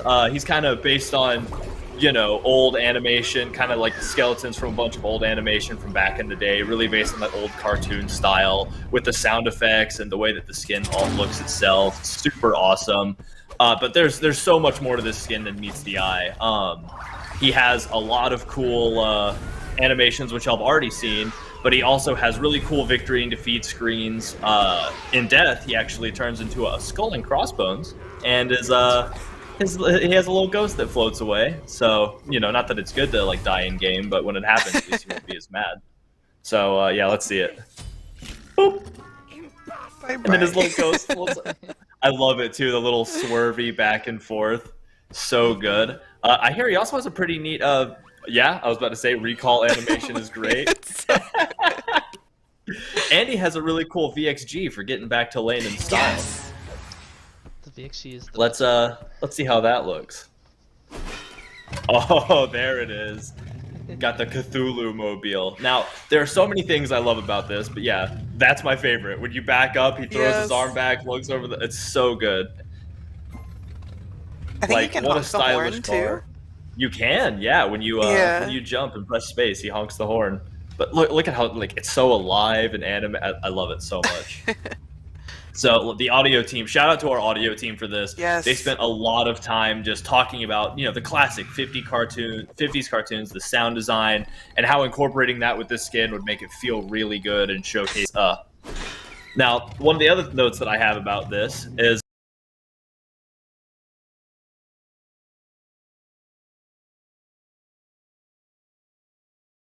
apparently, when you're under the influence of his passive, Insanity, he actually becomes black and white, like an old-fashioned cartoon. So there are so many different parts. There's so many moving parts to this skin, and I think we might be able to have this enemy Cthulhu show it off for us.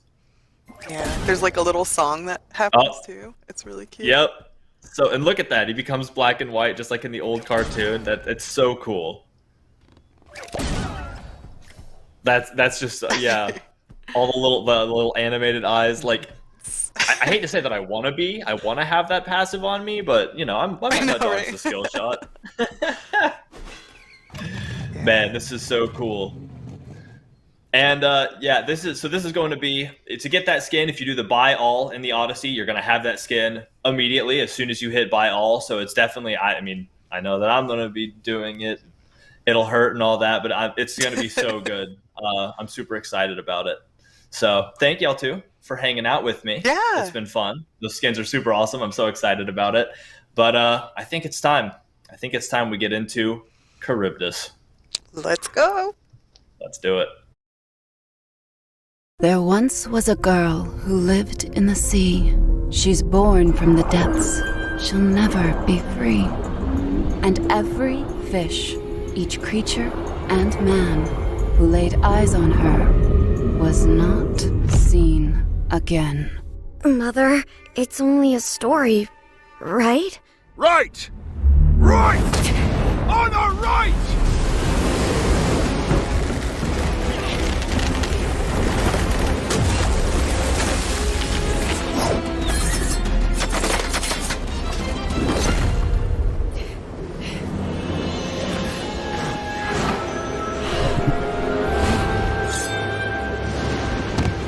Gods, protect me.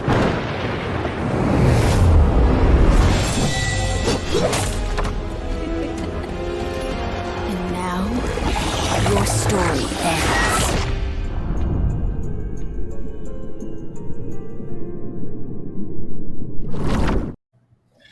Whew, that's every time I watch that, I get chills. I am so excited. Welcome back, Ajax, and welcome, Clumsy. How are you doing? I'm doing pretty good. I'm really excited. We had some amazing things, the Cthulhu skin, but now it's time for some Charybdis. Now it's time for some Charybdis. Couldn't have said it better myself. So that's Charybdis. There's so much to talk about. Let's just dive right into it with kind of the lore and the theme. Lay it on me. Let's go. Clumsy, why don't you give a start on the background, and then let me. I'll talk a little bit more about how Charybdis translates into the Smite universe at the end. Yeah, absolutely. Perfect. So Charybdis is the child of Poseidon, and there was a fight back in some time where they were up against Zeus, and because of that fight, they ended up losing. Zeus actually cursed Charybdis to become a gigantic, whirlpool creature that would suck up into tides, 3 times and a day. And there was lots of stories between the Odysseus and with the Argonauts where they had to choose between sailing in the strait between Scylla or Charybdis.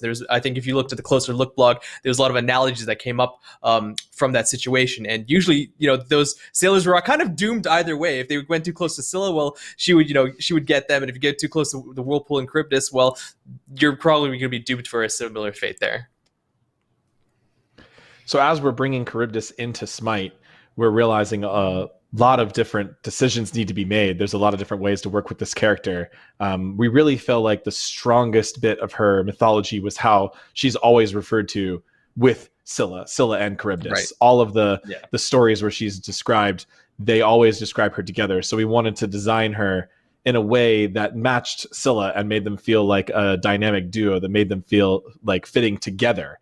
So Charybdis is a young child, but she actually appears like a young child, is like a daughter of Poseidon, but she's actually hiding her cursed arm underneath her royal cloak that is actually a giant maw with an insatiable appetite or thirst for seawater, who is never satisfied, and he is ready to chomp up some gods on the battleground. So we really like to think of the maw as that aspect from mythology, that giant mouthed creature that she's concealing. That is what was swallowing the seawater for years and for centuries. And she was trapped. Obviously, Scylla and Charybdis are often thought about as powerful characters, but they also were kind of like locked away.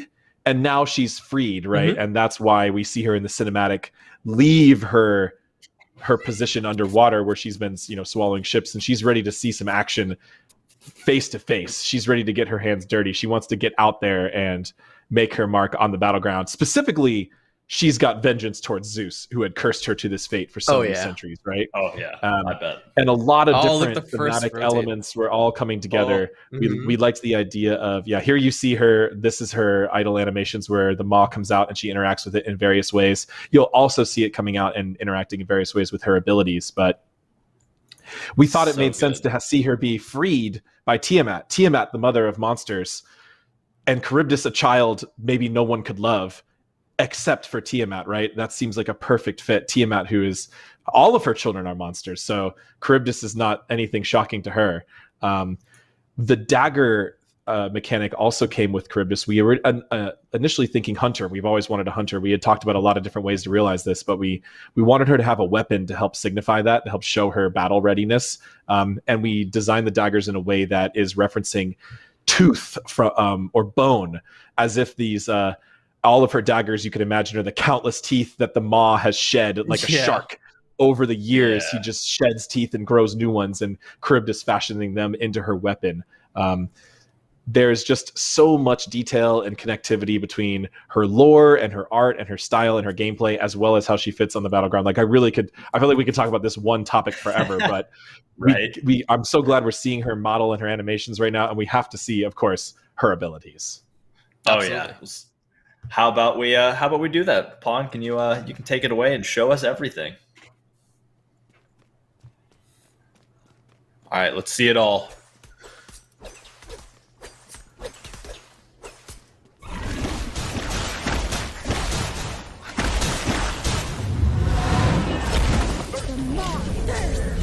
Oh, there it is. Oh. And then there's also this. Oh. So good. There's the Penta. Oh, so much to see there that we have to know. Oh, yeah, so much to so break excited down. to take you through these one at a time. I agree. Well, let's dive right into it then. How about the passive, Raging Tides?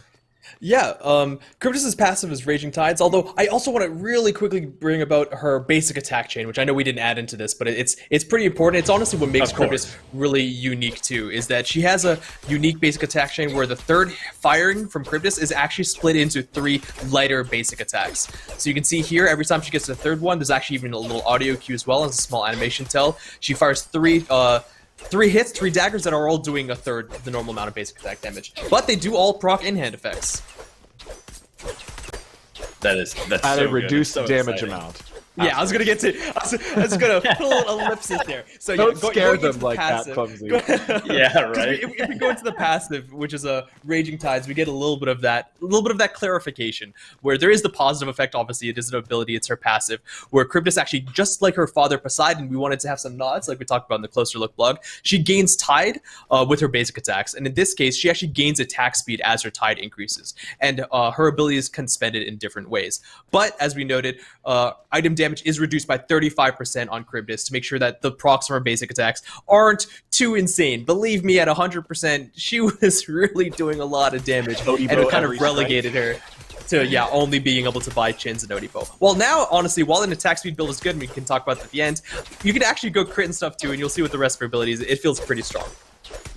This basic attack hit chain is super awesome. It feels really good to use. I can't wait for people to get a test of that in. Yeah, it looks so rewarding. We had a lot of people note that. The 3 dagger toss is just so fun looking. I'm excited. All right, so how about the first ability? How about we talk about Spike Shot? Yeah, so Spike Shot is a basic attack stim where Cryptus finally, reveals the maw. It comes out, and she gets to fire spikes from it for a short duration.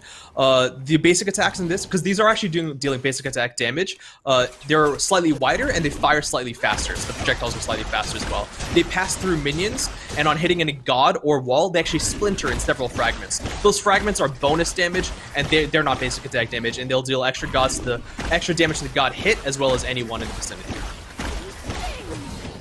That is super awesome. I can already think of all the different ways that that can be fun to use, like in the jungle, like bank shots and stuff. So, and Charybdis has a lot of, has a couple different themes going on here. So we have, of course, we're trying to work in using the monster, right? So we have, like we talked about, her daggers being carved from tooth. This is shooting something more literally, a spike from the monster. But you're also seeing a lot of water mixed in here. So as a whirlpool goddess, we have a lot of aquatic nods. So you're seeing some watery effects along with this. And you're going to see more of that coming up in future abilities. And this ability, allowing it to pierce through minions is a strong effect for lane clearing, and something you might be kind of comparing to someone like Rama, who can pierce through the minions with a basic attack stim. Yep. But we do actually recommend, especially with testing, that you probably, the recommended level order is actually the 2, which is coming up next, because if any enemies do want to, just body block it, it's kind of got like the old on her effect, it will stop on the god. And also, to make sure it's not too overpowered, especially with the passive attack speed, it does have minion hit reduction applied that actually goes away as it ranks up. So at level 1, it's a really new type of balance effect. 60% reduction. Yep. Got it.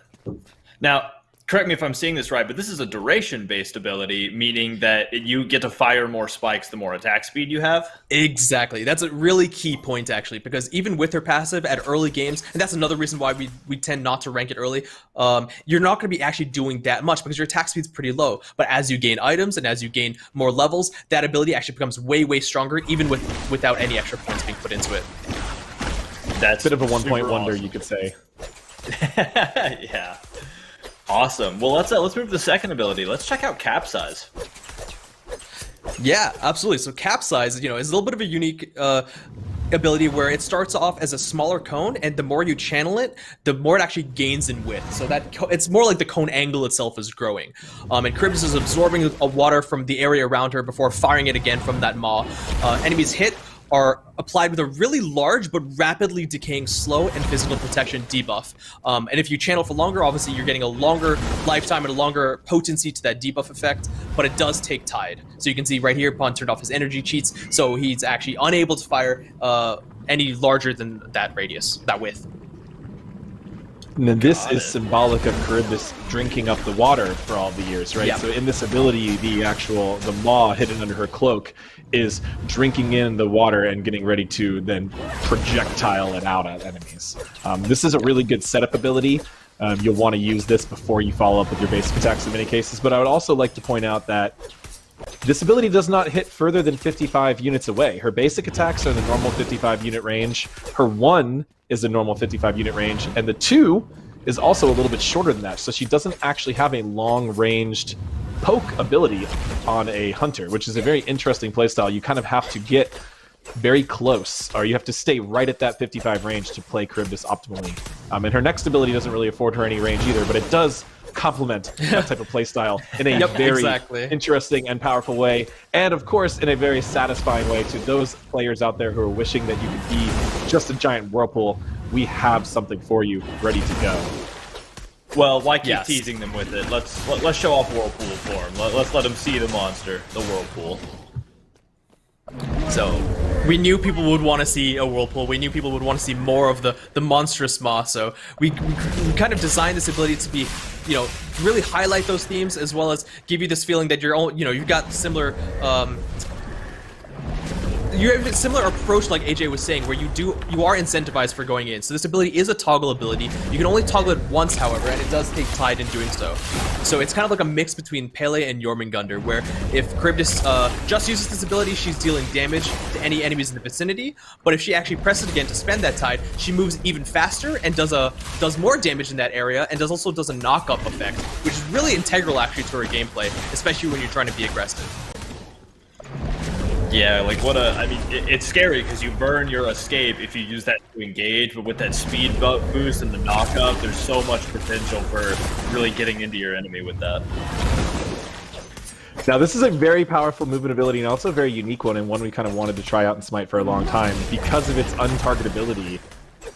Lets her evade a lot of powerful things, lets her get out a lot of trouble, but also doesn't move super fast, or go super far or react super quickly. So if your enemies are just prepared and tracking you really well, they'll prepare to ambush you as soon as you exit it. But it was just too perfect with this kit and the visuals of being a Whirlpool and what type of gameplay would fit with the Whirlpool.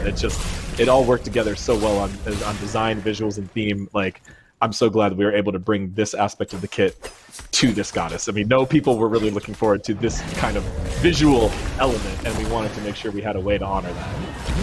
And to note as well, it's a very potent ability in the fact that you can use this to either engage or disengage. It does have a pretty long wind-up, so she has this entire time where she's animating and diving into the ground, which is about 0.5 seconds. And during that time, you can stun her out of it. You can stop her from using this ability and try and lock her down.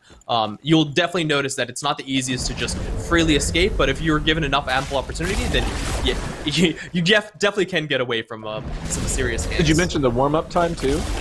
That's what I was just saying. The 0.5 second warm-up time. Yeah. Because that warm-up time. Sorry, I was still trying to understand if we were talking about the warm-up time or the exit state. But yeah, that warm-up time is no joke. I've gotten trapped a few times in playtesting, thinking I could get out of things a little too quickly, but the warm-up time, a well-timed CC will prevent you from escaping.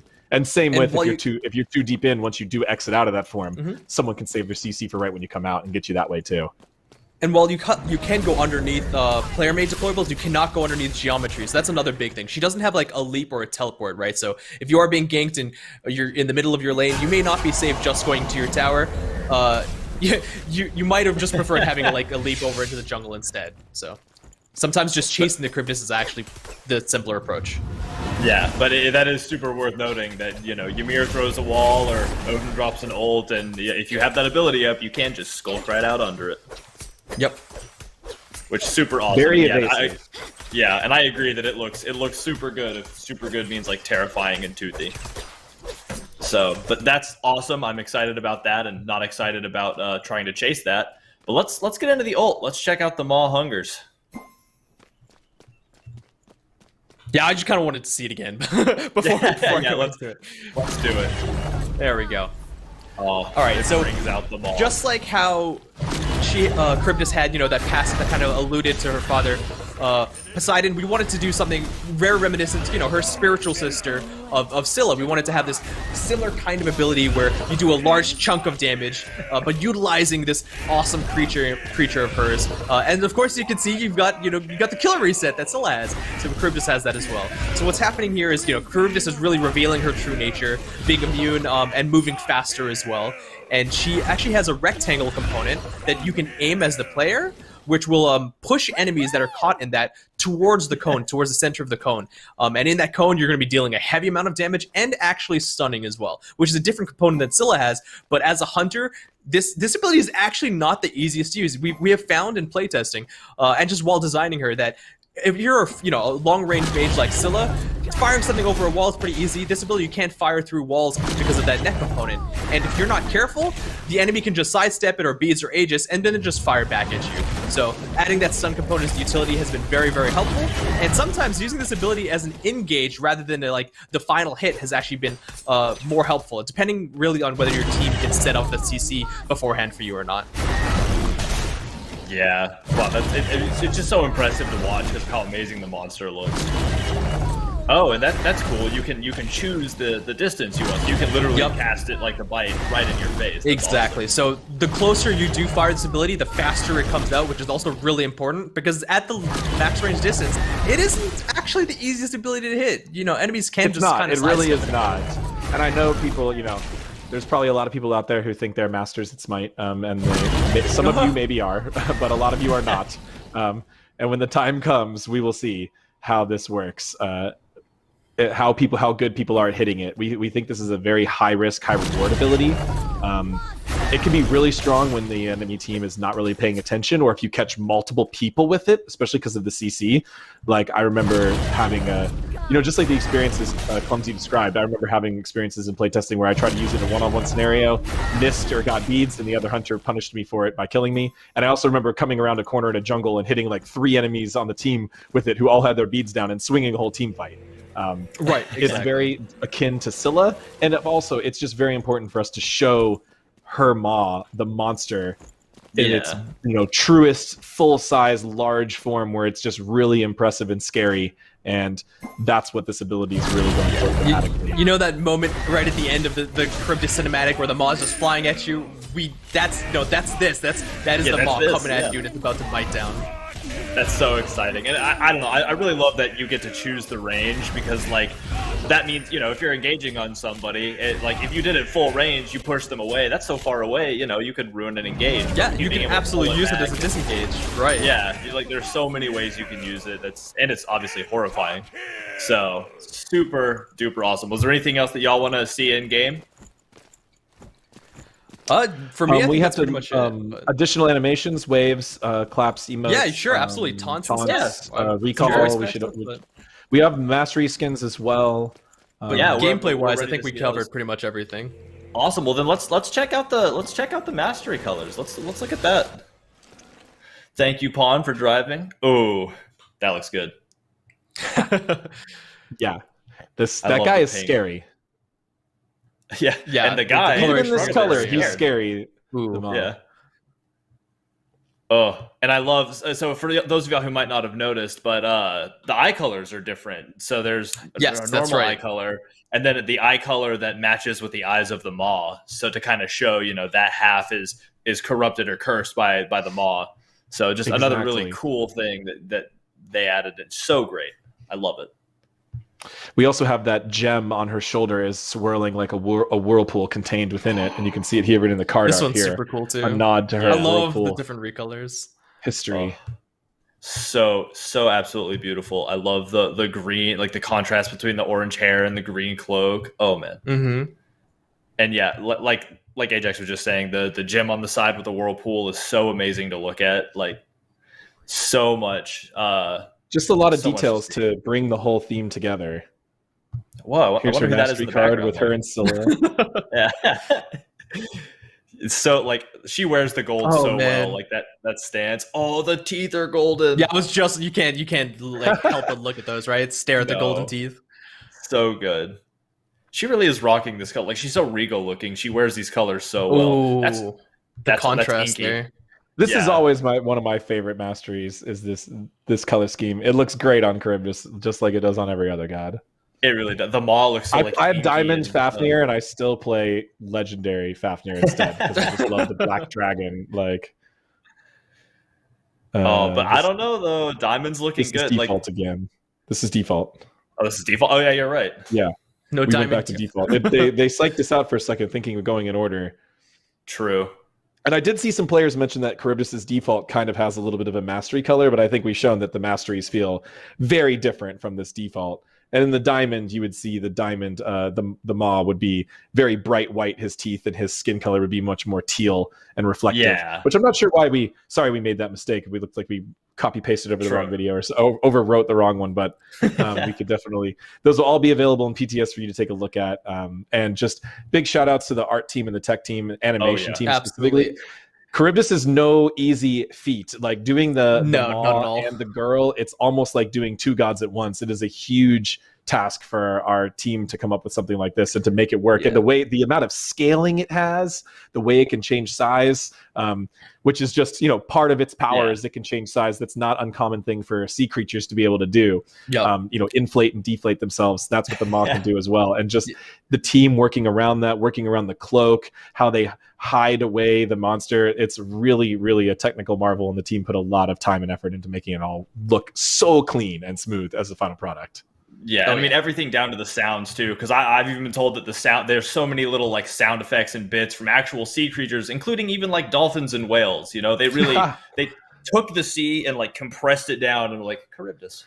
I'm so glad you made that mention, Danny, because the audio designers are often the unsung heroes of the video game world. No ability in the game feels good on mute. You need the sound, like animation and effects and design. We do work hard. We are an important aspect, but the sound, that is a super important aspect. And we know that from dev testing that when you don't have good temp sounds on your abilities during their early phases, people get confused, people get lost, people can't tell what's going on. But absolutely. Audio is so important, and they did a fantastic job on this skin or this character and these skins as well. Yeah, I'm so excited, and all of y'all should be excited too. PTS is going live Friday, so make sure that y'all get in there and try this out. Make sure y'all let us know how you feel about it. Again, I'm infinitely excited about seeing Charybdis really hit the battleground and start to wreak havoc. We have Scylla's been doing it forever. Now partner in crimes here with her monster to show us why we should continue to be afraid of stuff from the Mezzanus trade. I just love the idea of the DPS on a team, the two core DPS being these little girls that both have this terrifying monster that's going to just deal tons of damage and just throwing a Poseidon in the jungle as well. Thinking about both of them just pursuing Zeus just to beat him up for what he did in the past. Like, love that idea. It's really cool to finally see them fighting side by side in the battleground, and especially in your arena and joust and clash comps, you can see them fighting together from the very beginning of the game. In Conquest, they'll have their own lanes for a little while, but when they make those rotations and ganks and fight together, it really is a magical experience. Oh yeah, their ults in tandem are going to be something to watch for, and I'm sure we're going to see some plays come out of that, no doubt. So either way, that's been the update show. It's super awesome. Make sure that y'all look into the Season Pass 2021. That's how you're going to get that Ascended skin. That's how you're going to get all the custom recolors for or the limited recolors for Season 8 things. But yeah, we went over a lot today. I am drained. There are so many good things. My hype levels were like here for like, I don't know, 2 hours or something, hour and a half. Don't forget PTS on Friday. Exactly. Make sure that you're you there want to for get it. the first look to get and gameplay playing Charybdis before she goes live. You can play her on Friday when the test server goes up. I know that a lot of streamers will be and people do custom games at that time, so put that on your calendar and get ready to go check her out. Let us know your feedback. Let us know what you think. Yeah, because she'll be hitting the regular Battleground August 24th. So it might seem like a long ways away, but it'll be on us before you know it. So really do let us know in PTS what you love. So other than that, Clumsy, Ajax, thank y'all guys so much for being here today. And thank y'all all hanging out in the chat. We'll talk to you guys next time. See ya. Thank you very much.